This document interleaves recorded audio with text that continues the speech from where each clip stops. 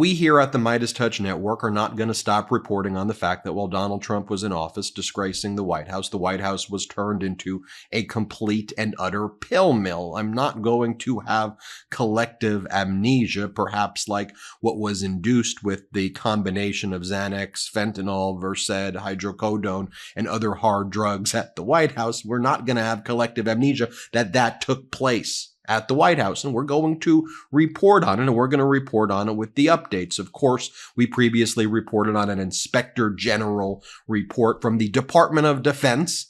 It's where we get our sources from, like the DOD, where they talked about the evaluations of Department of Defense internal controls regarding dispensing of these heavy, hard drugs. It was in that report, of course, where we saw this just one page, and there are likely thousands of other pages like this. They were just showing one sample of what it looked like at one given period of time where the White House was converted into an unauthorized pharmacy where drugs like, and pull it up, Provigil and morphine and fentanyl and hydrocodone and Versed and Ambien and ketamine were dispensed at massive quantities, 2,000 pills, 1,000 pills, 300 pills, over and over and over again, within the same day. I mean, again, this is a short snapshot of like a few months in 2019. There's way more to this than just what you see here, right? And this is very reminiscent of, remember the book Blitzed by Norman Ohler, Drugs in the Third Reich? And we're getting a lot more clarity as well about the way drugs were being dispensed, who was dispensing these drugs. A new report by the Rolling Stone, Trump's White House was awash in speed and Xanax.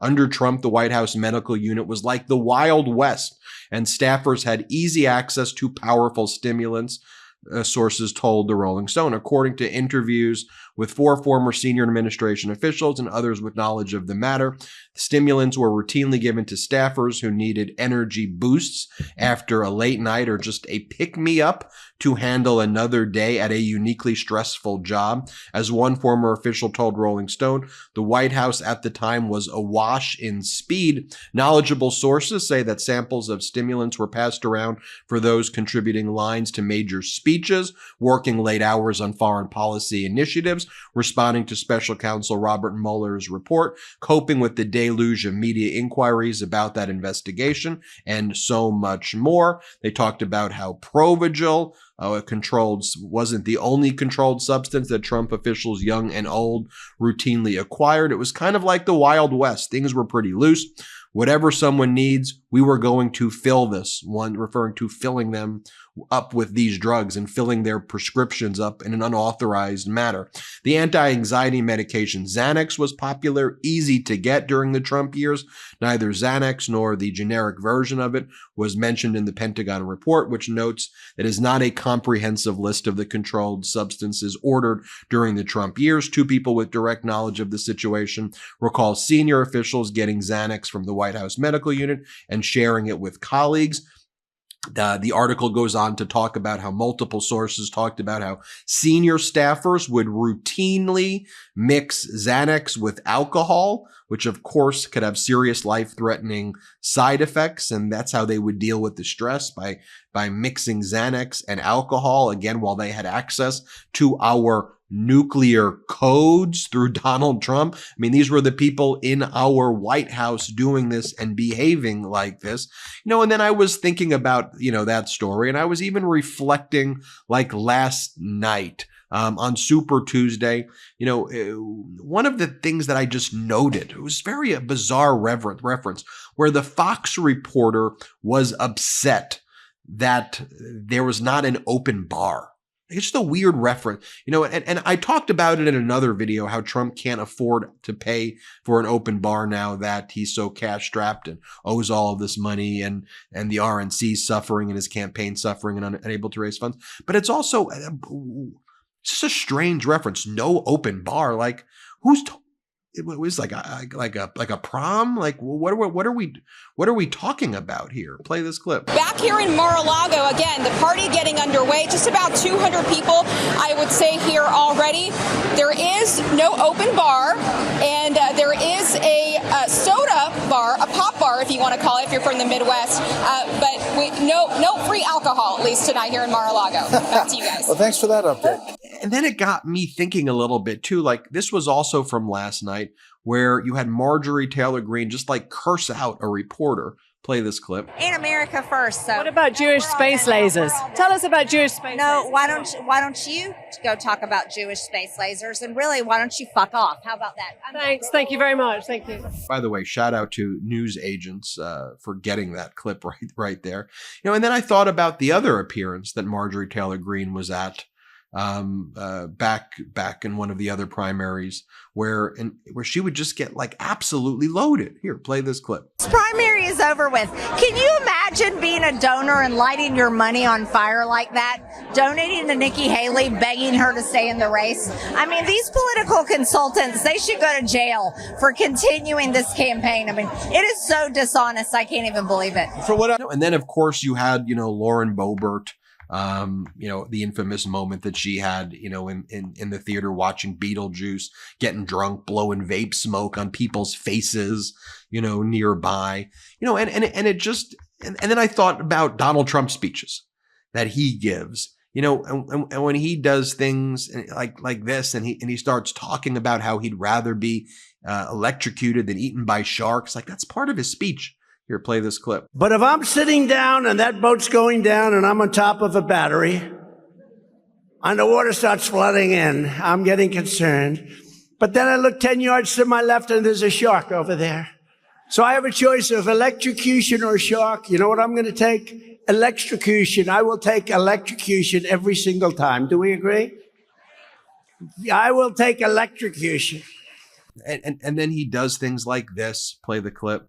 Ding, boom. This is me. I hear bing. And then he just makes just random noises like this. Go. These are not muscle guys here. They're muscle guys up here, right? And they calmly walk to a seat. Ding, ding, ding, ding, ding, ding. They've only got 17 seconds to figure this whole thing out, right? Boom. Okay. Missile launch. Pshing, boom. To most and like this. You can do it, baby. I love you so much. And it's bad news. Bad things are happening. Mom, I'm sorry. Mom, I didn't do it. And so sometimes you don't have to search for this like needle in the haystack to find the story. I mean, it's staring us in the face. What is going on here? It's in the DOD. It's in the DOD report. And notice what they always accuse President Biden of. They always accuse that President Biden must be on something. Right here, play this clip. Can the American public, is there a way to subpoena, what if they're giving him something to stay cognitive? Because it feels to me like when I watch him at what would be, he doesn't do many, right? It's not like Trump who will get up there for 45 minutes, an hour, 2 hours and speak. It's always very concise. They cut it down. Time to go. Everyone get out of the room. But it does feel like if it goes on for more than a few minutes, you see everything like wears off. I mean, is there a way for the American people to find out? Because I think they have a right to know if their president is being just, artificially jacked up by some sort of medication to create the illusion that there's some coherence. Again, I think it fades very quickly. And so folks, in every aspect of this is the Trump administration, what they did, what they posed, what they're doing now. By the way, their infatuation with people in recovery, the way, because everything's so hypocritical with them, the way they attack people like Hunter Biden in recovery and the way they attack people who have suffered from drug abuse and alcoholism and addiction. And that's one of their main platforms, to attack people like that, which represents millions of Americans who have gone through the scourge of addiction and recovery. So difficult to attack that. It all paints a very disturbing picture that transcends politics. It's just about a group of hypocrites, people who project, people who just are at a very level, are not thinking straight for lots of reasons.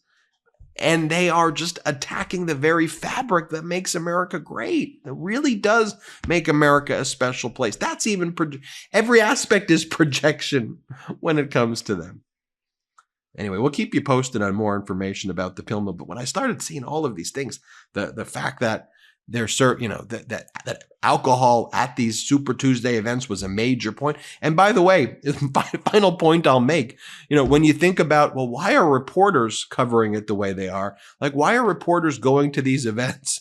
And we all, I think, are seeing, like, when we watch these events, we know what we're watching.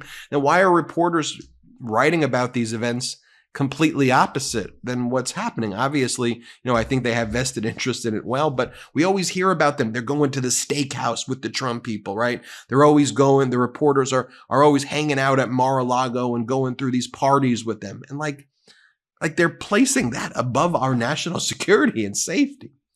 I'm Ben Meiselas. This is the Meidastouch Network. Hit subscribe. Let's get to 3 million together. Have a good one. Hey Midas Mighty, love this report? Continue the conversation by following us on Instagram @Meidastouch to keep up with the most important news of the day. What are you waiting for? Follow us now.